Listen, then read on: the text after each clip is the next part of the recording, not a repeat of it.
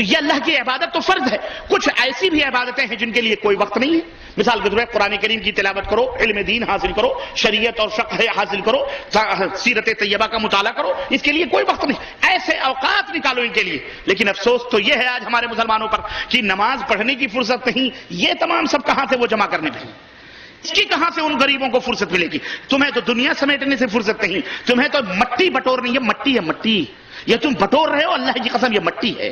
اللہ کی نظر میں اس دنیا کی وقات مکھی کے, مچھر کے پر کے برابر بھی نہیں. اسے اپنا دل نہ لگاؤ. سنو, اللہ کے نبی فرماتے ہیں کہ اللہ تعالیٰ نے فرمایا, یعنی حدیث قدسی ہے, کہ میری عبادت کے لیے فارغ ہو جاؤ تو میں کیا دوں گا. رغبت ہے, یہ ترغیب ہے. اللہ کے نبی نے یہ اسلوب ترغیب کا استعمال فرمایا, اور فرمایا اللہ تعالیٰ نے فرمایا کہ اگر تم میری عبادت کے لیے فارغ ہو جاؤ گے, املأ صدرک الغنا, تیرے سینے کو میں مالداری سے بھر دوں گا, غنا سے بھر دوں گا. تو غنی ہو جائے گا, یعنی تو ساری دنیا سے بے پرواہ ہو جائے گا. تجھے کسی کی ضرورت اور حاجت, بولو کس نے یہ بات کہی ہے؟ بولو, کہنے والا کون ہے؟ اللہ تبارک و تعالیٰ ہے. بتلانے والے رسول اللہ صلی اللہ علیہ وسلم. بولو یقین آتا ہے کہ نہیں آتا ہے؟ آتا ہے یقین کہ اگر اللہ کی عبادت کے فارغ ہو تو اللہ تعالیٰ تمہاری ضرورتیں پوری کرے گا؟ آتا ہے. تمہارا سینہ غنا سے بھر دے گا, یقین آتا ہے؟ مجھے تو نہیں یقین آتا کہ آپ کو یقین آتا ہے. واللہ اگر یقین آتا تو یہ بے راہ رویاں, یہ بدتمیزیاں, یہ شور شرابے, یہ کفار و مشرکین کی روش اور طریقے, یہ اللہ کی عبادت و بندگی سے منہ موڑنا, اور اس طرح کے فتنے اور یہ فساد, یہ بے حیائیاں, یہ فحاشیاں, آخر غیر تو نہیں, ہم مسلمان ہی کرتے ہیں. چوری ہم کرتے ہیں, زنا ہم کرتے ہیں, بدکاری ہم کرتے ہیں, نماز ہم نہیں پڑھتے, جھوٹ ہم بولتے ہیں, غیبت ہم کرتے ہیں, چغلی ہم کرتے ہیں, قتل و غارت گری ہم کرتے ہیں, مسجدیں ہم ڈھاتے ہیں, خود اپنے مسلمان اپنے ہاتھوں سے مسجد ڈھاتے ہیں, تفرقہ بازی ہم کرتے ہیں, بغض اور حسد ہم کرتے ہیں, کینے کپٹ ہم اپنے دلوں میں رکھتے ہیں, زبانوں سے گالیاں ہم بکتے ہیں, سب کچھ ہم کرتے ہیں. اگر نہیں کرتے تو اللہ کی عبادت و بندگی نہیں کرتے. شیطان خوش ہے کہ وہ سارے اعمال جو ہمارے تھے وہ اللہ کے بندوں نے اپنا لیے ہیں, جو اللہ کی عبادتیں تھیں وہ سب بھول چکے. میرے بھائیوں, میرے عزیزوں, یقین نہیں آتا کہ جس رب کا تم کلمہ پڑھتے ہو, جس نبی سے اپنی نسبت کرتے ہو, اور جس نبی کا تم کلمہ پڑھتے ہو, اس نبی یہ بات بتلا رہا. اور میں کہوں, مثال دوں, میں کہوں اگر کوئی ڈاکٹر بولے کہ جناب عالی آپ کے سر میں درد ہے, یہ گولی لے لو, سر کا درد ختم ہو جائے گا, آپ کو یقین ہی نہیں, آپ کی آنکھوں سے آپ کے جسم پر اتنا یقین آپ کو نہیں آئے گا جتنا ڈاکٹر کی باتوں پر آپ کو یقین آ جائے گا. واللہ ہمیں دنیا والوں کی باتوں پر یقین آتا ہے, لیکن وہ حکیم الامت, وہ امام اعظم حضرت محمد الرسول اللہ صلی اللہ علیہ وسلم نے, اور وہ عرش والا جس کے قبضے قدرت میں ساری کائنات ہے, وہ جب کوئی بات بتلاتا ہے تو ہمیں یقین ہی نہیں آتا. یہی وجہ ہے کہ ہم مفلسی کے شکار ہیں, افلاس, نکبت, غربت اور محتاج ہیں ہم. یہی وجہ ہے, محتاج ہے. ہزار محنتوں کے باوجود بھی پوری زندگی تم نے قربان کری ہے کس لیے؟ اپنے ملک اور وطن کو ہم نے کیوں چھوڑا؟ پوری زندگی داؤں پہ لگائی, بہن کا پیار, بیوی کا پیار, بچوں کا پیار, والدین کی شفقتیں, ان کی خدمتیں, ان کی محبتیں, ان کا اعزاء اقارب, شادی بیاہ, سب کچھ تیاگ کر, ترک کر کے, چھوڑ کر کیوں ہم یہاں آئے ہیں؟ پوری زندگی تم نے داؤں پہ لگائی ہے صرف چند روپے کے کمانے کے لیے. بولو لگائی ہے کہ نہیں لگائی ہے؟ جھوٹ بول رہا ہوں میں؟ لگائی ہے تم نے صرف کس لیے؟ اس جہنم کو بھرنے کی. کیا ہمارے ملکوں کے لوگ کھانا نہیں کھاتے؟ کیا ہمارے ملکوں کے لوگوں کو پانی نہیں ملتا؟ میاں تم کما کے جاتے ہو نا, کسی بڑے ہوٹل میں گھستے ہوئے پہلے جیب ٹٹول کے جاتے ہو, لیکن ہمارے ملکوں کے لوگ وہیں رہ کر, وہیں کما کر ان ہوٹلوں کو ٹھوکروں میں رکھتے ہیں. ہم سے بہتر کھاتے ہیں وہ. عید اور بقرعید کو نئے جوتے, نئے کپڑے پہنتے ہیں وہ. یہاں کتنے لوگ ہیں عید بقرعید کو نئے جوتے, نئے کپڑے پہنتے ہیں؟ سوچو ذرا, تمہاری اپنی کمائی بھی تمہارے کسی کام کی نہیں آ رہی. تکیوں میں منہ دبا دبا کر عید اور بقرعید کو روتے ہو. روتے ہو کہ نہیں روتے ہو؟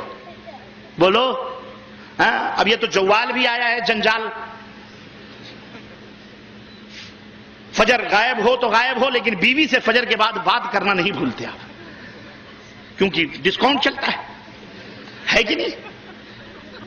ساری زندگی تم نے دنیا کے مٹی بٹورنے پر اللہ کی قسم قربان کر لی. کاش یہی رغبت، یہی حوصلہ، یہی عزم، یہی استقلال، یہی استقامت اور یہی چاہت رب کی غلامی اور بندگی کے لیے ہوتی. رب کی قسم ہے گھر میں تم ہوتے، رب کی رحمتیں چھت پھاڑ کر تمہارے گھر میں آتی. واللہ بدلا رہا. اور یہ کوئی بڑے بات نہیں ہے، مثالوں میں تاریخ نے ہمیں یہ تمام سب چیزیں بتلائی ہیں. میاں ساری چیزیں اللہ تبارک و تعالیٰ نے قرآن میں، سیرت میں طیبہ میں موجود ہیں. لیکن علم، اللہ اکبر، علم دین سے تم نے اعراض کیا. اللہ اور اس کے رسول کی تعلیم کو تم نے حقیر سمجھا. رب کی قسم حقیر مسلمان سمجھتا. کفار سمجھے تو ان کی بات الگ ہے، مشرکین سمجھے تو ان کی بات الگ ہے. آج خود قرآن کریم اور سنت کے تعلیم یافتہ لوگوں کو اہل علم میں شمار نہیں کیا جاتا. کوالیفائڈ کا نام آتا ہے، ایجوکیٹڈ کا نام آتا ہے تو ہمارے دماغ میں انجینئر، ڈاکٹر، لائر، لوئر سب آ جاتے ہیں. لیکن اگر نہیں آتا تو وقت کا محدث نہیں آتا. اگر نہیں آتا تو ممبر و محراب کی زینت وہ عالم اور خطیب نہیں آتا.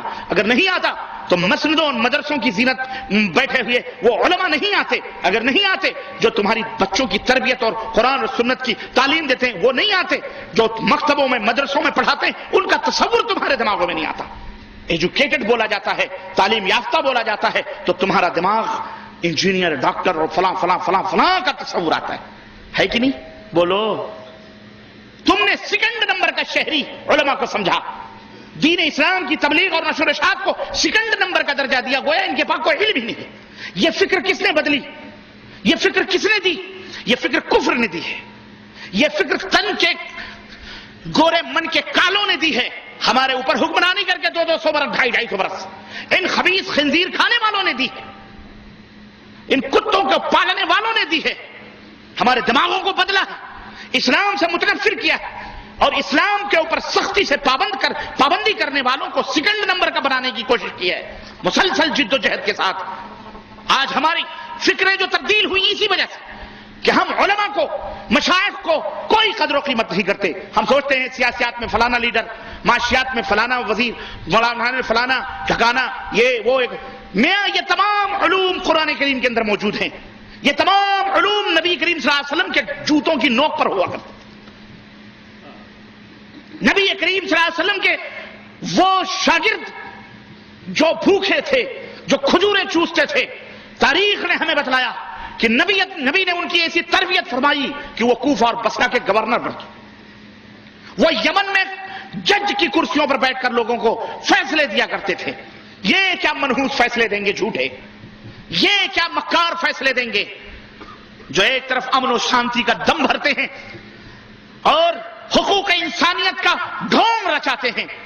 لیکن حقوق انسانیت جس طرح آج ان کے ہاتھوں سے کچلی اور مسلی مسلا جا رہا ہے حقوق انسانیت کو، تاریخ کے کسی بھی دور میں ایسا بدترین وقت نہیں دیکھا کسی نے.